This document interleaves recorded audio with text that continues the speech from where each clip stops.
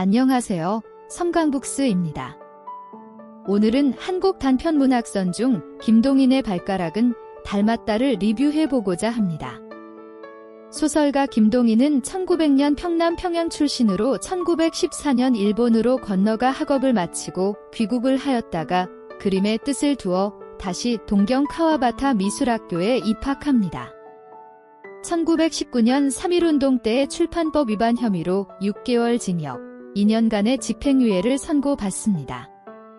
이후에 방탕한 생활, 사업과 결혼의 실패로 이어지다가 오늘 작품인 발가락이 닮았다를 1932년 발간하였으며 생활난을 해결하기 위해 신문, 잡지 등 닥치는 대로 썼으나 생계는 더욱 곤란해지고 아편 중독까지 걸렸으며 6.25 때 가족들이 피난간 사이 자택에서 1951년 사망하게 됩니다. 기구했던 그의 삶의 부분이 이 소설의 일부가 녹아들어간 것 같다고 느꼈는데요. 그럼 시작해 보겠습니다. 소설의 화자는 M의 친구이자 의사로 M이 매독을 심하게 앓은 것을 유일하게 알고 있는 사람입니다. M은 아직 장가를 가지 못한 노총각으로 젊었을 때부터 방탕한 생활을 해왔습니다. 매우 불안정한 회사의 월급쟁이로 일을 하고 있었기에 가장 하류에 속한 방탕한 생활로 돈이 생기면 항상 유곽에서 돈을 탕진하곤 했습니다.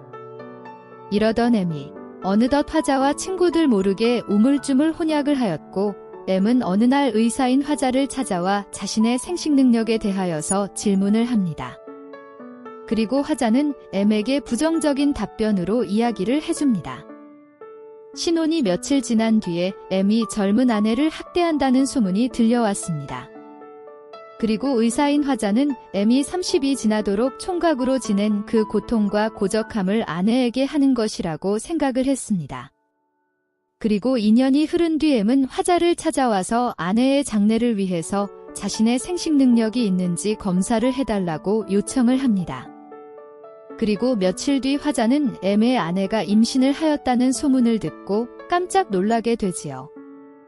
10중 8구 M은 생식 능력이 없을 것이라고 생각한 화자는 M이 아내에 대한 의혹 때문에 검사를 해보려는 것이라고 추측합니다. 그리고는 M은 결혼 전에 자신이 아내에게 생식 능력을 알리지 않은 죄가 있으며 자신의 남편이 생식 능력이 없는지를 모르는 아내 또한 남편을 기만하고 있는 죄를 가지고 있다고 생각합니다. M은 검사를 하러 이틀 동안이나 의원을 방문을 하였지만 검사를 한 뒤에 사멸한 생식 능력이 살아있다고 말하기에는 과학적인 양심이 찔렸고 사멸한 사실을 말하기에는 한 사람의 인생을 망쳐버리는 것 같았기에 화자는 딜레마에 빠지게 됩니다.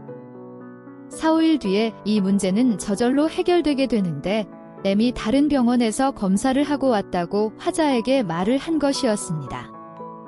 화자에게 M은 자신의 생식 능력이 살아있다고 이야기하였으나 시무룩한 표정과 말투에서 화자는 M이 거짓말을 하고 있다는 것을 눈치채게 됩니다. 그리고 왜 M이 이러한 거짓말을 하였는지 자신과 비슷한 딜레마에 빠진 게 아닌지 생각을 하게 되지요. M의 아내가 아이를 낳았고 반년 정도 지난 후에 아이의 기관지가 안 좋아서 M은 화자의 병원을 찾아옵니다. 그리고 물어보지도 않았는데 기놈이 꼭 제 증조부님을 닮았다더군. 그리고는 자신과도 닮은 곳이 있다며 양말 한쪽을 벗고 이놈의 발가락 보게. 꼭 내 발가락 아닌가? 닮았거든. 이렇게 말하며 열심으로 찬성을 구하듯 화자의 얼굴을 바라보았습니다. M의 마음과 노력에 눈물겨워진 화자는 발가락뿐만 아니라 얼굴도 닮은 데가 있네 라고 말하며 의혹과 희망이 섞인 M의 눈을 피하며 돌아앉으며 소설을 끝이 납니다. 저는 이 소설을 읽으면서 떠오르는 단어가 먼저 망가짐이었습니다. M의 망가져버린 젊음, 망가져버린 생식 능력, 망가져버린 결혼, 망가져버린 후대.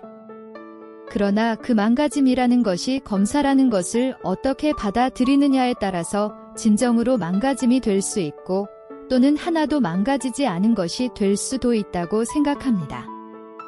여기서 검사는 사회에서 한 사람을 평가하는 검사가 될 수도 있겠지만 자기 자신이 자신을 어떻게 평가하는지가 더 중요하다고 생각이 들었습니다. 이 세상에 완벽한 인생은 없을 것입니다.